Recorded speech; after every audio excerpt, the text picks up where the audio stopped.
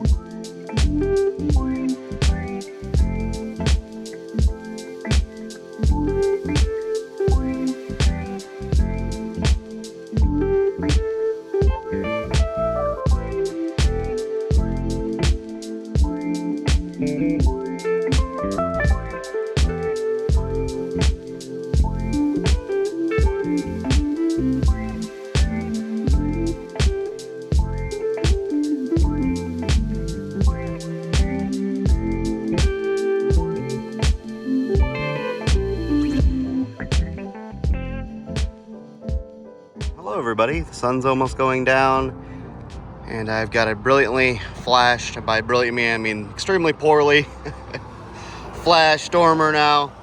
This should keep out all of the weather. Of course, this is not going to win any beauty awards, but then again, it's not supposed to. This is entirely temporary. Of course, when I redo the slate, which I'm going to do, everything up here has to come down. When I do that though, I will go ahead and take this flashing off, put a nice piece of copper around here, nice big flashing, redo this entire thing, and then reslate both the dormer and the main wall here. So this should probably be around for about a year, hopefully less. But if I'm being realistic here, to be able to save up enough money to go ahead and not only get this done, but buy all the slate, buy all the copper, it ends up being quite a bit of money. But the dormer itself, it's going to be a different story. This is a very temporary thing. This will probably only be up here for, oh, I don't know, 2 weeks more. Do have a little bit of rain coming in, but honestly, I'm not worried about tiny little cracks. Most everything that's underneath this is the rotten stuff that's going to be replaced anyways. The big thing was protecting the decking on the mansard itself, which of course is a problem if it gets really, really wet. Let's back away here and I'll show you guys a bit more. No, of course for the plywood itself, it is cut a little goofy. It's definitely not correct. The dormer actually ends about here. It just slightly overhangs the main dormer here. So that's kind of how that sits. But just the old girl having her eyebrow back is pretty nice. And very soon she'll have the detail that that one has, but brand new, perfect. I'll show you guys what that looks like here very soon because Eric's starting to get quite close on that being complete. But overall, mission accomplished. I mean, obviously this is a lot better than a tarp. Speaking of that, let's go ahead and remove the last remnant here, shall we?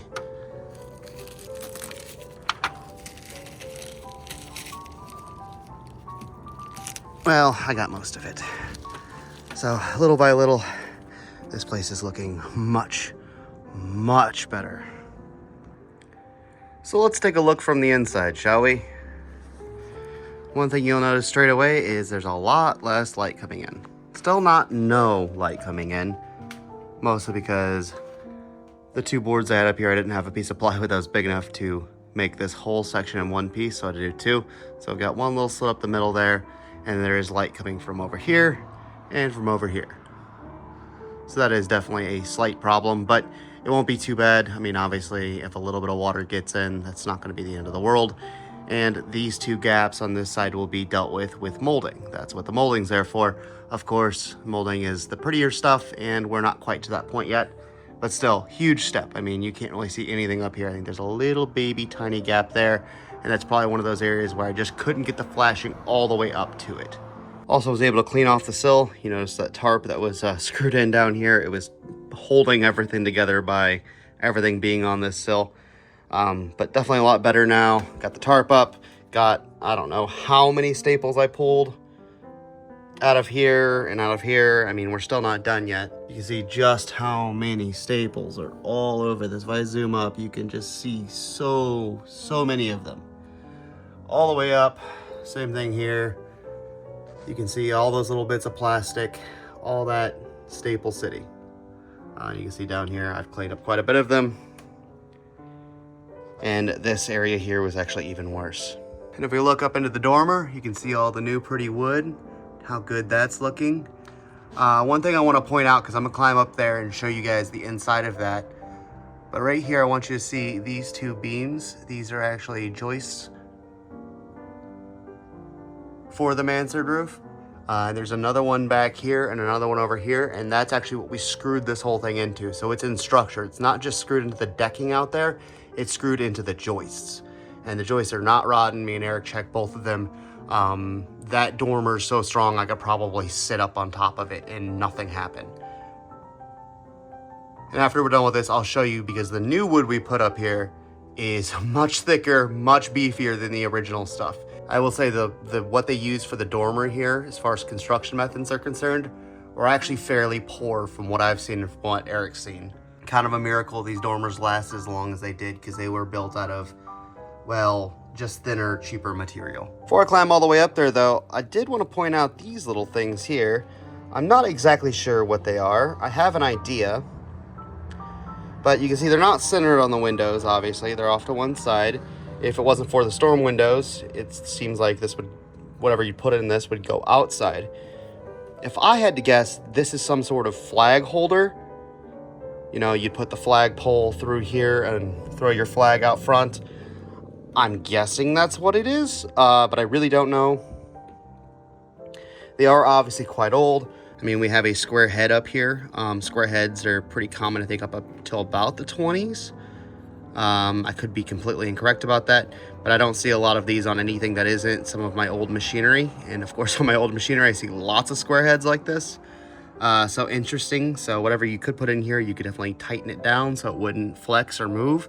But it would have a straight shot out the windows. You can see there. Again, if the storm windows were removed, this is metal, it's a storm window. I'm glad it's up here because it has done some protection to the sashes. But yeah, you would have the ability to stick something out there and I guess hanging off the front of the building. Here, let's grab a little bit of this debris while we're here as well. Some broken slate and some more trim. Oh yeah, and before we get too far, before I climb up there as well, I did want to point out how the sashes are working. I want you to notice this lock here. This is the upper sash for this window, and it's in fairly good condition, a little wobbly, probably needs a little bit of a glue up and probably some wedges to tighten the whole structure of the sash back up. It's not a huge problem, but I've been using it as a lower sash. And the reason I've been using it as a lower sash is this one here has no bottom rail. That's completely missing. It's about that wide and it's gone. So you can see I can move those quite freely, and it's because that entire piece is missing. Now, whether I get full replacements for this or not, I'm not entirely sure yet. Obviously, I cannot take the storm windows off before I get something back in here, but we'll see about that. This sash is kind of in the same vein, except this one does have the bottom rail. This is the bottom sash. Again, you can see the sash lock up there and the sash lock up there. But it's also missing a pretty sizable chunk right here. So no matter what, I would have to cut this out and replace a big corner. And I don't know, maybe even just temporarily dowel this up, at least make the window work. I know Eric has a few ideas, so, you know, we'll cross that bridge when we get to it. And of course, like with everything here, tons and tons and tons of staples. Staples might be what's holding it together, who knows? All right, let me grab a chair and I'll climb up there and we'll get up on top of the dormer and I'll show you what we're looking at. So here we are at the top. You can see the old decking up here. So we're looking straight up against the Mansard roof. This is the Mansard roof. This is that part you guys used to be able to see in drone footage. And this is the inside of the dormer. You can see all of the new pretty decking, which has, of course isn't as rotten or soot filled as some of the new stuff. We of course do have this gap running down here. But again, that kind of does overhang a little bit further out, so I'm not worried really about so much water getting through. We do have rain tomorrow, so it'll be interesting to see how this does. We can also see this way, if we're looking down there, you can see out. But again, that area will be filled with molding, as in trim work, all the pretty details and stuff like that, so we didn't put any ends on it quite yet. And if we turn back the other way, same thing, you can see back outside. This one I've got the flashing, the aluminum flashing a little bit further down. And there are screws, but I put the screws into the beams here. That's why you don't see any in the middle up there. And if I look back, you can see some of the really long lag screws. These are 5.5 inch long screws that we've gotten here. These are exterior, really thick, fat heads on them. They are for structural purposes. And again, just to show you guys, if you go on the other side of the decking, we drove them into these beams. So we've got a beam here, one there, one here, and one there. And these are the actual structural part of the Mansard roof, obviously this being the decking. And that has definitely made the dormer probably more solid than it ever has been. Now you might say to yourself, Caleb, how can you be confident that it's more solid than it's ever been? I mean, the Victorians built things really well. You'd be right. Most of the time, Victorians did things really solidly, and that's why they lasted as long as they did. They also usually had better materials at hand, more old growth lumber, which is usually stronger. But let me show you some of the construction methods they were using back then, and we'll compare the new joists to the old joists, because the old joists are less than half as thick as what I got up there. Also, before we leave down here, those joists that are up there, the new ones, are actual old lumber. They're probably from the early 1900s. That's the good thing of holding on to a bunch of old lumber like I've been doing. It means you have your pick of old stuff. I believe that to be old fir, which is some really, really tough stuff. I should never have to worry about it again as soon as we get it fully waterproof and together. So let's head to the basement. I'll show you what they did back in the day. So this right here was one of the original rafters you guys maybe saw in the drone shot last week. This is the one that was still up there. We did recover the other 3 though as well. There were 3 of these. Essentially what Eric and I did to remake this is use this right here. This is actually an offcut of exactly what we used. So part of this, the other half of this, is actually what's up there currently. But you can see just how much thicker our new stock is. And that should be adding a lot, and I mean a lot of structure to it. And it should make it last, well, pretty much forever. So if you keep the water out, keep it dry, it can last, well, quite a long time. So we're kind of banking on that. But this is one of the original rafters, and we ended up using the nicest version of one of these for a template, and so we made exact replicas of this. These are the decking panels, all the old stuff. Obviously this is a same kind of wood we used. That was the new stuff. And you can see there's an ever so slight gap here. I would say it's maybe a 1/16 of an inch off, but you know, more or less 3/4 inch decking. Now, as we were pulling all this stuff off the 3rd floor, again, all this stuff had fallen into the dormer, into the window, and I pulled it all inside and kind of categorized and set it aside. And that's the exact reason I pulled all this inside, because all of this gave us the information we needed to build the new dormer. Even, you know, measuring the angle on the back of all those boards where they would sit against the dormer. We used the angle off of those to figure out what that angle was. And so all of these were essentially storyboards. They told us exactly how things were built, so we could do them exactly as they were. But these 2 pieces right here actually came off the very top of the roof. So the peak, where the 2 bits of the dormer meet, at the very top, that's where this is from. So you can see them in the original photos. These are also on the side, but this is actually a piece of the original copper, the flashing that would have gone up there. And you can see there's a little curved over bit on the edge, which is really helpful for me because I don't think this is on the top of the other dormer. I think it's already long gone. But having this, there's at least 6 pieces, I believe, of this. There's the 2 caps for both of the dormers, and down each side is this same shape. It's this rounded piece with a little flange off on the side. You can see where the original nail holes were. And then obviously out past the nail hole is where you would cover up your the end of your slate. So this is a super helpful piece. And then I know also the diameter of the top of it, because this is actually the piece of wood that was underneath this. So this is what gave the metal structure. So having these 2 pieces, of course, is really helpful because now I can recreate it exactly as it was. It's always super helpful when you can find, you know, the pieces you need to recreate, because then you have a template. You know, if any more worn off that edge, I wouldn't know there would be a slight bend on that piece of copper. I wouldn't be able to recreate it as it was. So every little piece of scrap that I have, or anything that comes off the house, I end up saving. It does end up with rooms that are a bit more of a mess for the moment, but it means I can always go back to that piece, relate back to that piece, and recreate what was here. But I'm definitely very happy with how this week has gone. I mean, obviously getting the dormer back up, as ugly as it is. In fact, Eric has now nicknamed it the dunce cap, and he isn't wrong. It does look a little goofy at the moment. But knowing that it's there, knowing that they're structured, knowing that there's no water coming in, knowing all this stuff, and obviously being able to see the future. And as far as the beautiful items are concerned, Eric's getting pretty close on the first pediment that goes up there. The sunburst pattern is absolutely incredible. It's been a real mathematical challenge, as this all has, because none of it's quite perfect or flat or right. But the sunburst is going to be absolutely amazing. Eric's done a ton of work with a shaper. I hear it's a real headache and a real challenge with the shaper to get all the pieces right, but it's going to be absolutely beautiful. So hopefully we'll be seeing that here soon. Of course, even if I got it tomorrow, it'd still be about a week and a half before I can put it up there, because it's something that has to be completely painted before it goes up that high.